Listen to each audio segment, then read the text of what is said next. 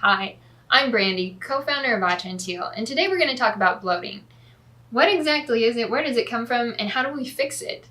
Well, recent studies suggest that bloating actually comes from bacteria. We've found that this is where the root cause of bloating and other gut issues comes from.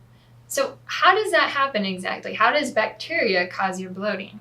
Well, what happens is when there's an abundance of bacteria that hang out in the small intestine, then they feed off the starches that we eat. Once they do that, they give off hydrogen. Once there's a proliferation of hydrogen, it allows for another actor to come in. Now this is the Archaeobacter. The Archaeobacter is a very old species of bacteria, completely different from what we consider normal bacteria. And this Archaeobacteria, as it sits in there, it produces its own fuel and it gives off different gases as a byproduct. These include methane and hydrogen sulfide. Now methane and hydrogen sulfide cause all the adverse issues that you have. Bloating, constipation, diarrhea, abdominal discomfort, and that's where you get all your issues. Now, are bacteria bad? No, not all bacteria are bad. Bacteria are actually good and they're essential to your body. Your body has trillions and trillions of bacteria, but the key here is when they're not in overabundance and of one kind, and when they're in the right place. The bacteria are not supposed to hang out in the small intestine. They're actually supposed to be in the colon. When they're in the colon, they're good. When they're in the small intestine, that's when you get your gut issues.